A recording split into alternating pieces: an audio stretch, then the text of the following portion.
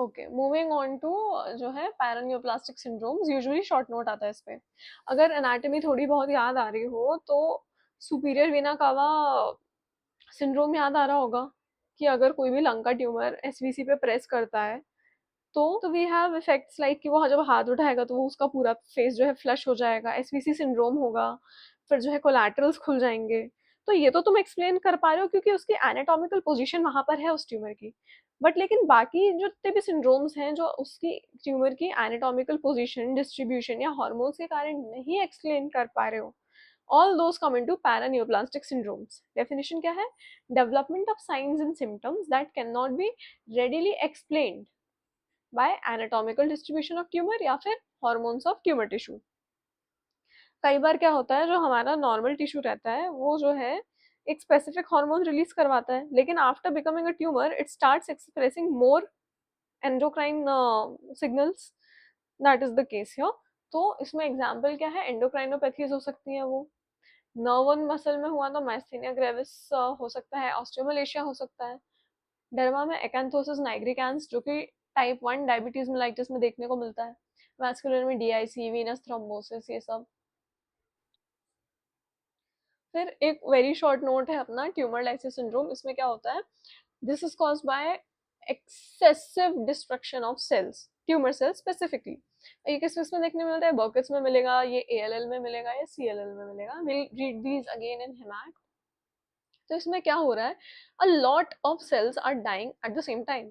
जब सेल्स एक सारे मरते हैं तो सेल के अंदर का जो सामान है वो गायब तो होगा नहीं, वो वहीं पे रिलीज हो जाएगा।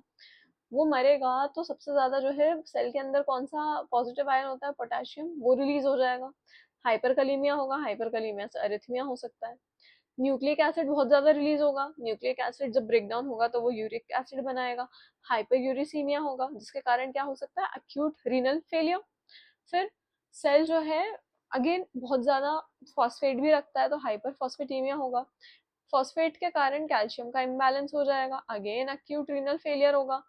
और इस अक्यूट रीनल फेलियर के कारण fluid depletion, fever, diarrhoea, vomiting, ये सब मिलेगा। तो ट्यूमर लाइसिस सिंड्रोम में क्या क्या मिल रहा है? Hyper uricaemia, hyper phosphataemia, hyper kalaemia and hypocalcaemia, क्योंकि फॉस्फोरस बढ़ रहा है तो कैल्शियम जो है कम हो रहा है, इनका उल्टा चलता है। Lastly let's talk about grading and staging of tumour. तो ग्रेडिंग और स्टेजिंग सिमिलर साउंडिंग बट दो बहुत अलग अलग चीजें हैं। ग्रेडिंग होती है हिस्टोपैथोलॉजिकल, स्टेजिंग होती है पूरी तरह क्लिनिकल। तो ग्रेडिंग में हम क्या देखते हैं कि जो एनाप्लेजिया है वो कितना भयानक है। जितना खराब, जितना ज्यादा एनाप्लेजिया होगा उतना ज्यादा उसका ग्रेड होगा। तो अगर पुअरली डिफ्रेंशिएटेड है यानी कि मोर देन 75% सेल्स जो है एनाप्लास्टिक है तो इट इज ग्रेड 4। उससे कम है तो ग्रेड 3, उससे कम है ग्रेड 2, और अगर वेल डिफ्रेंशिएटेड है या 25% से कम है तो वेल डिफ्रेंशिएटेड में ग्रेड 1। स्टेजिंग क्या होता है? स्टेजिंग है क्लिनिकली कितना स्प्रेड हो चुका है वो ट्यूमर, है ना। इससे हम यूजुअली प्रोग्नोसिस इससे और इससे दोनों से देखते हैं। तो स्टेजिंग कैसे करते हैं हम? TNM के थ्रू करते हैं। बहुत सारे ट्यूमर्स में अलग अलग स्टेजिंग होती है but this is the most universal one. तो टी से tumour size. Tumour size basically अगर वो वहीं पर है या फिर वो बहुत ज्यादा बड़ा हो गया है। लिम्फ नोड्स, क्या लिम्फ नोड का इन्वॉल्वमेंट है या फिर नहीं है, या फिर बहुत ज्यादा है, या फिर मेटास्टासिस प्रेजेंट है या नहीं है, राइट।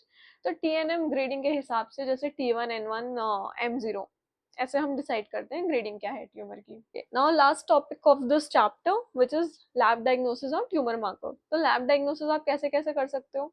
या तो हिस्टोलॉजिकल कर सकते हो, कैसे? पैराफिन सेक्शन ले लो या फ्रोजन सेक्शन ले लो। Cytological through FNAC, exfoliative cytology and cytological smear. Histo and cytochemistry कर सकते हैं, इम्यूनोहिस्टोकेमिस्ट्री कर सकते हैं, जिसमें कि हम कार्सिनोमा और सार्कोमा का डिफरेंस देख सकते हैं। There are presence of tumour markers, flow cytometry करा सकते हैं या फिर न्यूक्लियस मॉलिक्यूलर डायग्नोसिस कर सकते हैं through PCR, FISH and NGS, next gen sequencing. तो अब इसमें पूछेंगे क्या, एक ये सवाल आ सकता है कि सर्जिकल बायोप्सी और एफएनएसी में बेटर क्या है? तो यूजुअली एफएनएसी इज बेटर। क्यों? क्योंकि पहली बात तो इसका डायग्नोसिस जो है इजीली हो पा रहा है, ब्रॉड डायग्नोसिस कर सकते हैं, इसमें नैरो होगा सर्जिकल बायोप्सी में। एनेस्थीसिया की कोई जरूरत नहीं है, ड्यूरेशन 5 मिनट से कम का है, रिपोर्ट 2 से 4 घंटे में आ जाती है, बहुत ही कम कॉस्ट लगती है और ट्रॉमा भी नहीं होता। तो obviously FNAC is better than surgical biopsy. Then again one other thing that they can ask in exam is frozen section क्यों यूज करते हैं, इसकी क्या यूटिलिटी है, इसका क्या इंपॉर्टेंस या सिग्निफिकेंस है। तो सबसे पहला तो इंट्रा ऑपरेटिव मार्जिन असेसमेंट, मान लो कोई ट्यूमर है, तुम उसको सर्जिकली काट के निकाल, now you want to check कि उसके जो मार्जिन है वो पूरी तरह क्लीन हो गए हैं क्या, क्या अभी भी उसमें कोई ट्यूमर सेल बच रहा है, तो this is for intra operative margin assessment. फिर ट्यूमर का identification, planning, treatment and its management depending on कितना ज़्यादा वो एक्सटेंसिव है, मलिग्नेंट है। Then we have infection detection in immunocompromised patients and we can assess the viability of donor organs transplant के पहले। Then we have tumour markers. So basically tumour markers are of two types. पहला है TST, specific transplant antigen, ये सिर्फ tumour cell ही produce करते हैं। For example P53 mutation हो गया, ABL MYC जो है साथ में जुड़ गए, KRAS म्यूटेशन हो गया, NRAS म्यूटेशन हो गया, RB जीन म्यूटेट हो गया।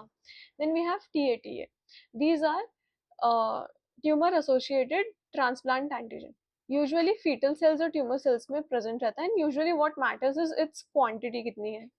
तो हार्मोन में HCG हो गया, एड्रेनालिन हो गया, कैल्सिटोनिन हो गया, ऑन्को अल्फा फीटोप्रोटीन हो गया, IgG बहुत ज़्यादा बढ़ जाता है फॉर एग्जांपल मल्टीपल माइलोमा में, या PSA बढ़ रहा है, prostate specific antigen prostate cancer में। Then we have glycoprotein like CA125 जो ओवेरियन कैंसर में होता है, 15.3 ब्रेस्ट में होता है, 19.9 पैनक्रियाज में होता है।